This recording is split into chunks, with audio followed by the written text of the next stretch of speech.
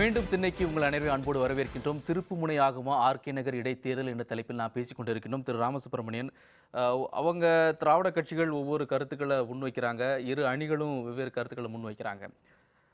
பாரதிய ஜனதா பொறுத்தளவில் இந்த இடைத்தேர்தலில் வெற்றி பெறணும் அப்படிங்கிறது உங்களுடைய விருப்பமாக இருக்கலாம். ஆனால் போட்டியிடுவதனுடைய நோக்கம் உங்களுடைய பலம் அங்கே என்னன்னு தெரிஞ்சுக்கிறதுக்காக போட்டிடுறீங்களா? என்ன காரணம்? இல்லை டெஃபினட்டாக இது நான் ஆரம்பத்தில் சொன்னது போல் இது ஒரு திருப்பு முனையாக மாறப்போகிறது. இவர் துரைசாமி அவர்கள் ஆரம்பத்தில் சொன்னார், திண்டுக்கல்ல அப்போ ஏடிஎம்கே ஃபஸ்ட்டு டைம் நிற்கிறாங்க எலெக்ஷனில். அது தான் திருப்பு முனை ஃபார் ஏடிஎம்கே. அவங்க ஆட்சிக்கு வருவதற்கு அடிப்படையான காரணம் இந்த வெற்றி தான். அதுபோல் இந்த இடைத்தேர்தல் என்பது பிஜேபிக்கு மிகப்பெரிய திருப்பு முனையாக மாறப்போகிறது. ஆனால் இதில் இப்போ என்ன, இந்த திராவிட முன்னேற்ற கழகம், சசிகலா, அப்படி இந்த மாதிரி அவங்க இதிலே ஒரு 3 குரூப்பாக இருக்குது. இதெல்லாம் அவங்களுக்கெல்லாம் என்ன நம்பிக்கைன்னா பணத்தை வச்சு விளையாடிடலாம் அப்படிங்கிற மாதிரி. இன்றைக்கி திரு பொன்னார் அவர்கள் ரொம்ப தெளிவாக பேசியிருக்கின்றார். எல்லாம் பணத்தை எங்கெங்கெல்லாம் பதுக்கி வச்சுருக்காங்க அதெல்லாம் இப்போ வெளியில் கொண்டு வரணும் அப்படிங்கிற மாதிரி எடுத்து சொன்னார். இவங்களுடைய ஸ்ட்ரென்த்தை கடந்த 25 வருஷமாகவே நாளிதழில் பார்த்தா தெரியும், உத்தரப்பிரதேசத்தில் எத்தனை கோடி பணம் அங்க தேர்தல் சமயத்துல விளையாடுன்னு சொல்லி செய்தி வந்திருக்கு. அது என்னது? அது இந்து பத்திரிகையிலே போட்டிருக்காங்க. இல்ல 5500 கோடின்னா பணம் என்ன அவங்க கொடுத்தா சொல்லலையே, கட்சிகள் செலவு பண்ணுது. தேர்தல் ஆணையம் இல்ல. What I mean to say is, இங்க பணத்தை இங்க தமிழகத்தை பொறுத்தவரைக்கும் நோட்டோரியஸ் பார்ட்டி குற்றச்சாட்டை சொல்லும் போது இதே கேள்வி உங்க மேல எழதானே சார். நான் தான் சொல்றேன், திராவிட நான் சொல்ல வேண்டாம், சாதாரண தெருவில் போறவங்களை கேட்டு பாருங்க. டிஎம்கே ஏடிஎம்கே இவங்க 2 பேரும் அவங்களுக்கு தொடர்ச்சியாக வெற்றி பெறுவதற்கு முக்கியமான காரணம் என்ன? பணபலம் தான். அதாவது நான் சொல்கிறது 1994 இன்னொன்று இந்த ராணிப்பேட்டையில் முதல் முறையாக மிகப்பெரிய அளவிற்கு ஏடிஎம்கே ஒரு பணத்தை கொடுத்து அவங்க தோக்குற மாதிரி இருந்து ஜெயிச்சாங்க. அதற்கு பிறகு இந்த திருமங்கலம் ஃபார்முலான்னு ஒரு உலக பிரசித்தியான ஃபார்முலா டிஎம்கேக்கு வந்தாச்சு அந்த பேர். அதே போல தான் இவங்க பணபலத்தை தாண்டி பாஜகவால் சார் இன்னைக்கு மிகப்பெரிய அளவிற்கு மக்கள் வந்து கொண்டிருக்கின்றார்கள். சகோதரர் கண்ணதாசன் அவர்களே, நீங்க பேசும்போது நான் குறிக்கிடவே இல்லை, அதனால தயவு செய்து கொஞ்சம். அம்மையார் சொன்னாங்க 65% மக்கள் கிட்டத்தட்ட 50 வயசுக்கு குறைவாக இருக்கக்கூடியவர்கள். அவங்களுக்கு டெஃபினட்டாக எது சரி எது தப்பு அப்படிங்கிறத நிச்சயமாக அவர்களால் உணர முடியும். ஆகவே இந்த முறை மாறுவது என்னதுன்னா, இப்போ இந்த ரெட்டையில் இருக்கா இல்லையாங்கிறதெல்லாம் பேச்சு தாண்டி, உதயசூரியன் இதெல்லாம் தாண்டி யார் நல்லவர்கள், யாருக்கு ஓட்டு போடணும் அப்படின்னு பார்த்தா அது பிஜேபி மட்டுமா தான் இருக்குது. நான் வந்து பணபலத்தால அவங்க இது பண்றாங்க, இது வரைக்கும் அப்படிதான் பண்ணிட்டு இருக்காங்கன்னு சொல்றீங்க. அப்புறம் வந்து 35 வயசுல இருந்து 40 வயசுக்காரவங்க வேற மாதிரியான முடிவு எடுக்க போறாங்கன்னு. இல்ல நான் சொன்னது என்னன்னா, அவங்க தெளிவாக இருக்காங்க. அவங்க அம்மையார் சொன்னது என்னன்னா, 50 வயசுக்குள்ள இருக்கிறவங்க தான் 65% ஆஃப் தி ஓட்டர்ஸ். அவங்க தெளிவாக சிந்தனை செய்து யாருக்கு ஓட்டு போடணும்னு. இந்த தடவை எல்லாம் இனிமேலாம் அந்த பழைய கதையெல்லாம் பஞ்சாங்கெல்லாம் போயிடுது சார். இந்த டிஎம்கே ஏடிஎம்கே இதே சொல்லி சொல்லி சொல்லி அந்த மாறி போயாச்சு. It is a turning point for BJP. அதுல ஒன்றும் சந்தேகமே கிடையாது. இவங்கெல்லாம் இன்னைக்கு பேசிட்டு இருப்பாங்க. they are going to be அவங்களுக்கு வந்து மிகப்பெரிய ஒரு என்ன சொல்றது, அவங்க ஒரு disappointment is waiting for all these பார்ட்டிஸ்ங்கிறது எங்களுடைய இலக்கியத்தில் ஆற்றுப்படுத்தல்வாங்க, மற்றவங்களை தேற்றுவது. இது தன்னைத்தானே தேற்றிக் கொள்ளக்கூடிய ஒரு இது ஐயா சொல்லி. அதான் சார் உங்களுக்கு அதனால வந்து அவங்களுக்குள்ள நம்பிக்கை இல்ல. அதான் சொல்றாரு, நீங்க அதை நகைச்சுவா பாக்குறீங்க. இல்ல இல்ல அவர் என்ன சொல்றாரு, தயவுசெய்து நகைச்சுவா எடுத்துக்கோனா. ஒரு கட்சிக்கும் மணிப்பூர்ல ஆட்சியை பிடிக்கிறாங்க, அதுதான் அது ஒண்ணுமே இல்லாத. அதாவது தனக்கு வந்து இல்லங்க ஹரியானாவை பத்தி பேசுங்க, அவங்க ஹரியானால நாங்க எவ்வளவு இருந்தோம் அப்படின்ற வெற்றி பெறணும்ன்ற ஆசை எல்லா கட்சிக்கும் உண்டு. அது நான் தப்புன்னு சொல்லல. அவர்கள் வெற்றி பெறறதுக்கு அவங்களுடைய முயற்சி இருந்தா வெற்றி பெறட்டும்.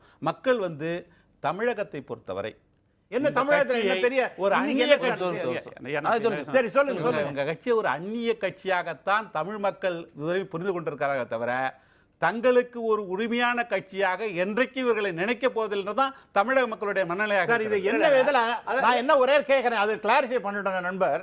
அந்நிய என்ன சார் அர்த்தம்? இங்க யாரோ இங்க மாநிலத்திலே ஏதாவது கூட்டிட்டோமா? தமிழர்களுடைய நலனை காக்காத ஒரு மத்திய அரசு அங்க இருக்கிறது.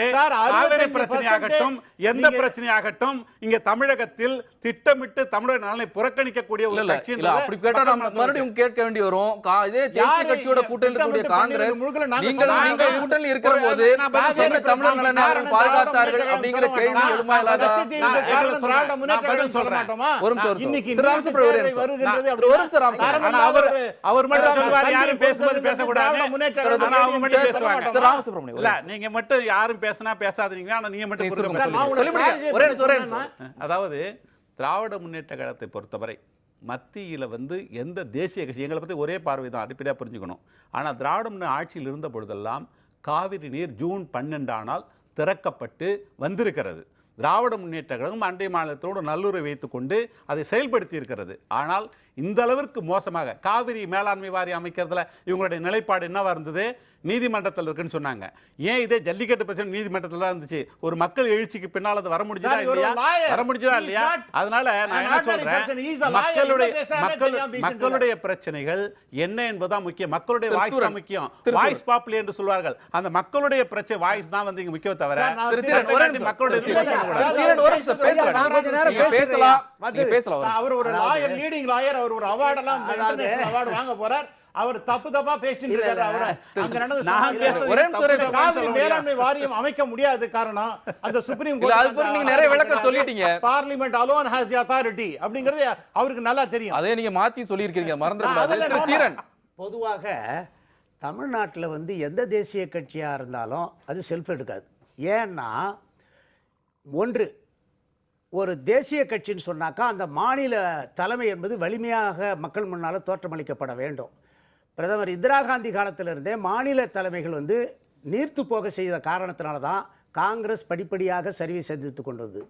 அதே மாதிரி இன்றைக்கி நீங்கள் பார்த்தீங்கன்னா பிஜேபியினுடைய மோடி அரசாங்கமும் அவர் தான் ஆலினால் ஒன் மேன் ஷோ மாதிரி மற்றவர்களுக்கெல்லாம் ஒரு முக்கியத்துவம் இல்லாமல் எல்லாத்தையும் என்ன பண்ணுறாங்க சென்ட்ரலை ஃபோக்கஸ் பண்ணி கொண்டு வராங்க. அப்போது இதே காங்கிரஸ் பாணியில் தான் பிஜேபியும் போயிட்டுருக்குறாங்கன்றது பல உதாரணங்களை என்னால் சொல்ல முடியும். இங்கே தமிழ்நாட்டிலேயே அவங்களுக்கு செல்வாக்கு இல்லாமல் போகுதுன்னாக்கா மாநிலத்தினுடைய ஆற்று நீர் பிரச்சனையாக இருந்தாலும் சரிதான், நிதி பிரச்சனையாக இருந்தாலும் சரிதான், இந்த ஜல்லிக்கட்டு மாதிரி சாதாரண இந்த மாதிரி இது ஒரு பாரம்பரிய பிரச்சனை எல்லாவற்றிலுமே மத்திய அரசாங்கமானது, அது காங்கிரஸ் ஆண்டாலும் பிஜேபி ஆண்டாலும் ஒரு எதிர்நிலைப்பாடு அல்லது ஒரு தடங்கள் இடையூறு இப்படி தான் இருந்திருக்கிறாங்க. மக்கள் மனதில் என்ன இருக்குன்னாக்கா இந்தியா என்பது ஒரு கூட்டாட்சி என்று தான் மாநிலங்கள் எல்லாம் நினைக்கின்றன. ஆனால் மத்தியில் வரக்கூடிய காங்கிரஸோ பிஜேபியோ இல்லை இது ஒரே நாடு, ஒரே மொழி, ஒரே மதம், இப்படி இது யூனிட்டி இன் டைவர்சிட்டி என்று சொல்லக்கூடிய வேற்றுமையில் ஒற்றுமை காணுகிற நாடு. திராவிட முன்னேற்ற கழகத்தை பொறுத்தவரை தமிழகத்தில் மக்களுடன் மிக நெருங்கிய தொடர்புடைய ஒரு கட்டமைப்பு கொண்ட ஒரு கட்சி, மக்களுடைய பிரச்சனை எடுத்து பேசக்கூடிய கட்சி. நான் அவங்க கட்சியை குறைவாக சொல்கிறதுக்காக தவறாக பேசுகிறேன்லாம் சொல்லக்கூடாது. ஒவ்வொருவருக்கும் அரசியல் கருத்துக்களை கூறுவதற்கு உண்டு. அதனால அவர் தப்பா பேசுறாரு, பேசக்கூடாது அப்படின்லாம் சொல்றதும் ஒரு தவறான விவாதம் தான். வேற யாரா பேசினா கூட அவரு மேலாண்மை வாரியத்தை பத்தி சொல்லும்போது விவாதம் சொன்னா நான் விவாதம் பண்ண தயாரு.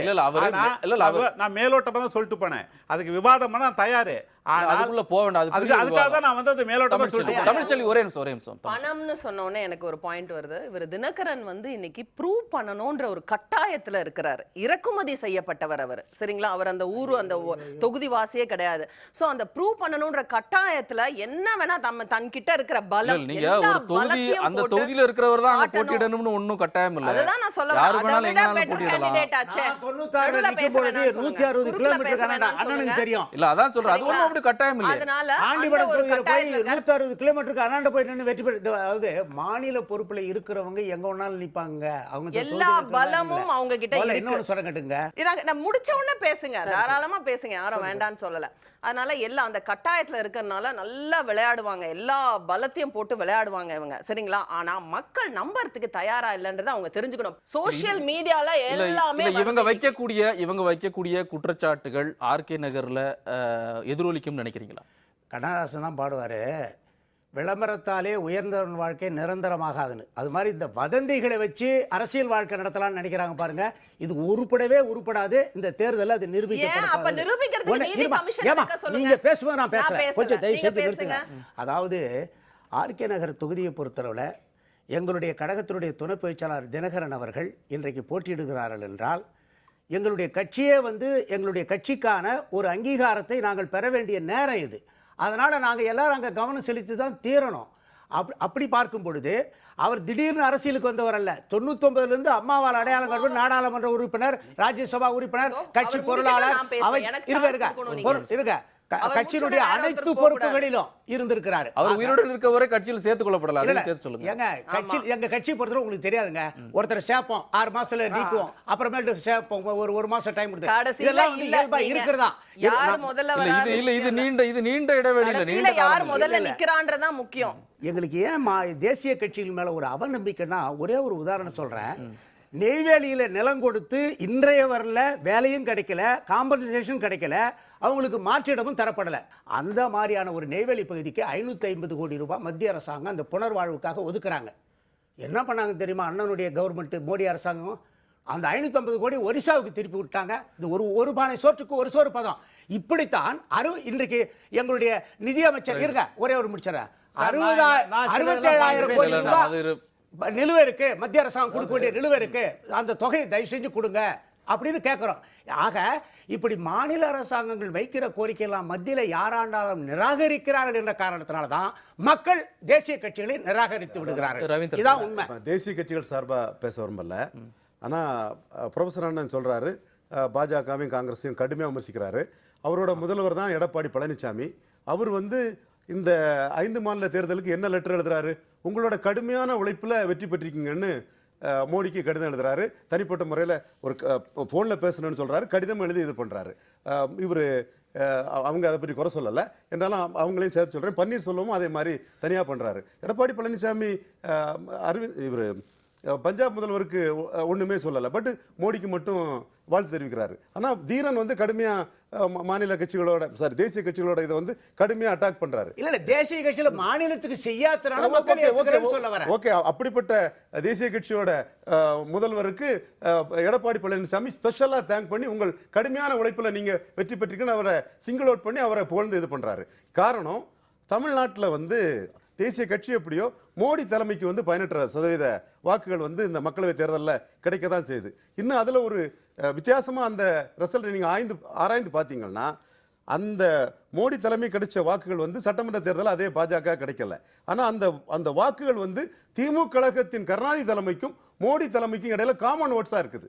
நீங்கள் 2014 திமுக ரிசல்ட்டையும் 2016 திமுக ரிசல்ட்டையும் பாஜக ரிசல்ட், என்டிஏ ரிசல்ட்டையும் என்டிஏ கட்சியோட ரிசல்ட்டையும் பார்த்தீங்கன்னா ஒரு 7% வாக்காளர்கள் சட்டமன்றம் என்றால் கருணாநிதி தங்கள் முதல்வராக தேர்ந்தெடுக்கிறார்கள், பாராளுமன்றம் என்றால் பிரதமர் மோடி என்ற அளவில் அவர்கள் வாக்களித்திருக்கிறார்கள். ஆக மோடியை பொறுத்தவரையில் இந்தியாவில் ஒரு பெஸ்ட் பிரைம் மினிஸ்டர் கேண்டிடேட்டுங்கிற ஒரு எண்ணம் வந்து தமிழ்நாட்டிலும் ஒரு குறிப்பிட்ட சதவீத வாக்காளர் மத்தியில் வந்து கட்சியை தாண்டி இருக்குங்கிறது வெளிப்படையான உண்மை. நிச்சயம் தொடர்ந்து பேசலாம் ஒரு சிறிய. அண்ணன் சொன்ன மாதிரி கருணாநிதி மேல ஒண்ணும் அப்படி தொடர் வெற்றி இல்லையா? எம்ஜிஆர் இருக்கிற வரல 3 முறை தொடர் வெற்றி எம்ஜிஆருக்கு தான். அப்ப அவர் பாராளுமன்ற தேர்தல 2014 பாராளுமன்ற தேர்தலை குறி வச்சு சொன்னது. தொடர்ந்து பேசலாம் ஒரு சிறிய விளம்பர இடைவேளைக்கு பிறகு திண்ணை தொடரும்.